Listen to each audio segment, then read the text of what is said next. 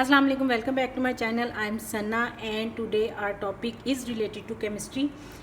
Endothermic and exothermic reactions का जो difference है आज हम वो डिस्कस करेंगे। जैसे कि आप देख सकते हैं मैंने बोर्ड को 2 पोर्शंस में डिवाइड कर लिया है। इस तरह आपको दोनों का जो डिफरेंस है वो इजीली जो है वो समझ में आ जाएगा। तो स्टार्ट करते हैं एंडोथर्मिक रिएक्शन के साथ। इसके पॉइंट्स मैं यहाँ आपके सामने लिखती जाऊँगी ताकि आपको अच्छी तरह से समझ आ जाए एंडोथर्मिक और एक्सोथर्मिक रिएक्शंस की। तो सबसे पहले तो एक आपने बात याद रखनी है एंडोथर्मिक की कि इसको आपने यहाँ पे एक डायग्राम बना लेती हूँ मैं। ये फ़र्ज़ करें ये एक आइस क्यूब है,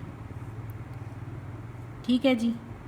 तो जो आइस क्यूब होगा वो हमारा एंडोथर्मिक रिएक्शंस को शो करेगा, ठीक है। इससे रेलिवेंट हमारे इसके टॉपिक्स और जो पॉइंट्स हैं वो बनेंगे। सबसे पहला जो इसका पॉइंट बनेगा एक आइस क्यूब के हिसाब से हम एंडोथर्मिक रिएक्शन को देखेंगे, ठीक है जी। और सबसे पहले जो इसका पॉइंट आएगा ये इंटरनल रिएक्शंस होते हैं, ठीक है। Internal reactions are endothermic reactions. पहला तो इसका पॉइंट ये है। सेकंड जो इसका पॉइंट आएगा बहुत इंपॉर्टेंट है। ये सिंपल अगर आइस क्यूब को आप माइंड में रख के करेंगे तो आपको सारे पॉइंट्स की समझ आसानी से आ जाएगी। जो इसका ये पॉइंट है वो ये है जी, absorbs energy from its surrounding.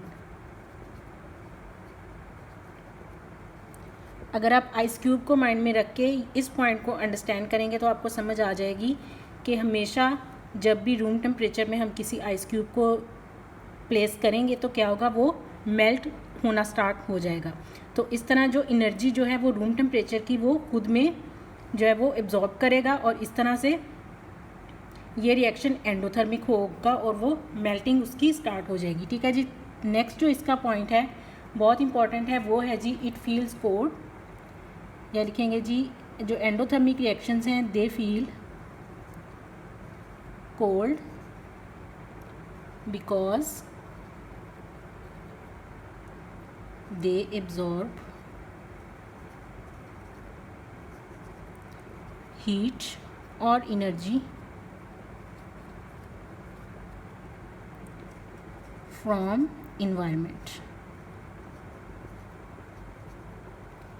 वही बात है कि ये जो है इन्वायरमेंट से या अपनी सराउंडिंग से एब्जॉर्ब करते हैं हीट को या एनर्जी को, ठीक है।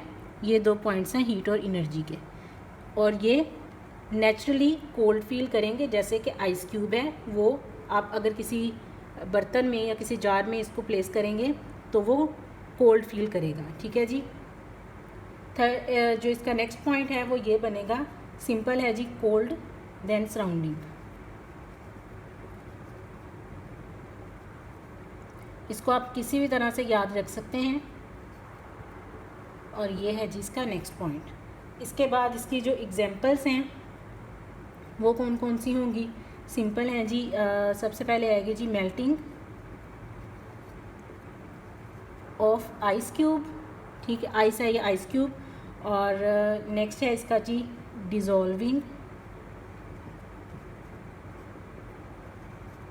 Salt in water. This is also an example of endothermic reaction. and next जो इसकी एग्जांपल आएगी वो आएगी जी इवेपोरेशन की।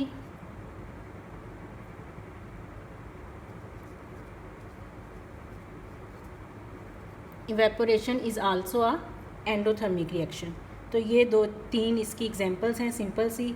अगर आप देखें तो इसी के हिसाब से हम एक्सोथर्मिक रिएक्शन को डिस्कस करेंगे। If this is ice cube in this endothermic reaction तो वहाँ पे इसका ऑपोजिट होगा, जो कि आइस के ऑपोजिट क्या होगा, फायर।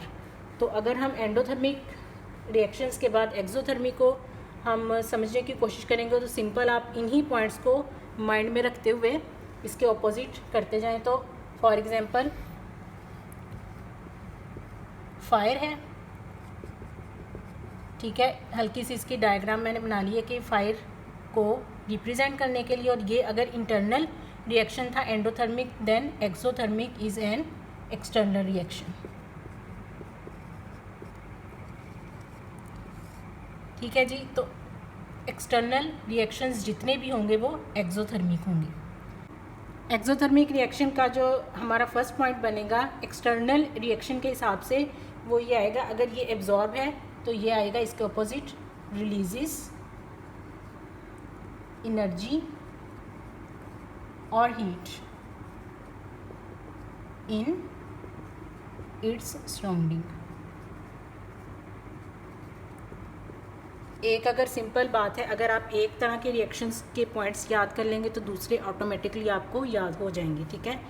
तो ये जो रिएक्शन है, अगर फायर को देखें तो जिस जगह पे फायर होगी वहाँ पर टेम्परेचर ज़्यादा होगा, ठीक है। तो इससे यही मतलब है कि वो रिलीज़ करता है एनर्जी और हीट जो है वो अपने सराउंडिंग्स में।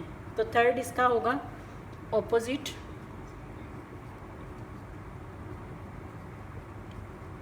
To endothermic reactions.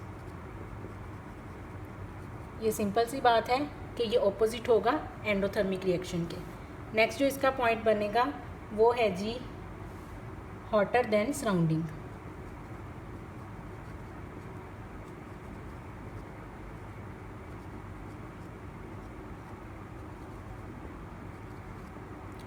यहाँ पर अगर आप देखें तो एंडोथर्मिक रिएक्शन में कोल्डर था या कोल्ड देन सराउंडिंग था, और ये है हॉटर देन सराउंडिंग।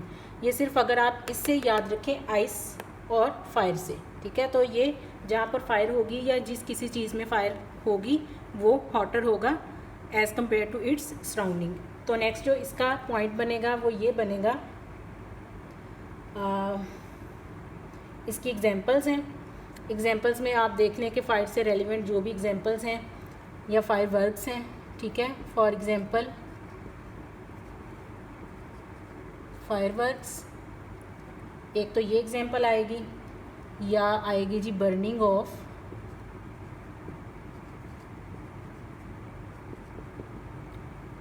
a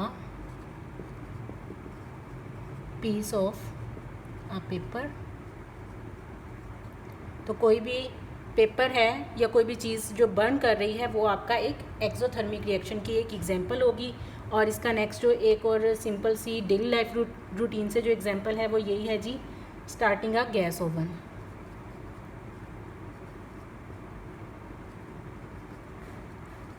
जैसे ही हम गैस ओवन स्टार्ट करते हैं तो टेम्परेचर में इंक्रीज़ आएगा और वो एक एक्सोथर्मिक रिएक्शन की ही एग्जांपल होगी। तो ये जी हमारे पास दोनों एंडोथर्मिक एंड एक्सोथर्मिक रिएक्शंस के जो मेन और बेसिक पॉइंट्स से मैंने उनको डिस्कस किया है। सिर्फ एक ट्रिक है इनको याद रखने की, आपको मिक्स नहीं होगा कि ये आपकी ई दोनों में सेम है। नेक्स्ट अगर आप अल्फ़ाबेटिकली ऑर्डर में चलें तो एन पहले आएगा, एक्स बाद में आएगा।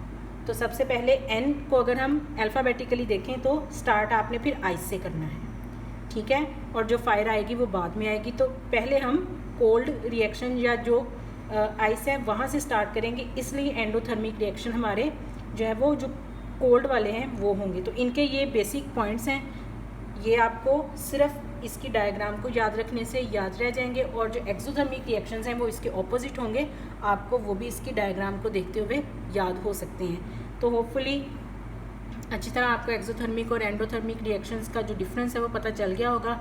इसके अलावा भी if there is any problem then you can ask in comment section also. तो नेक्स्ट वीडियो में इंशाल्लाह मिलते हैं, तब तक के लिए अल्लाह हाफिज़।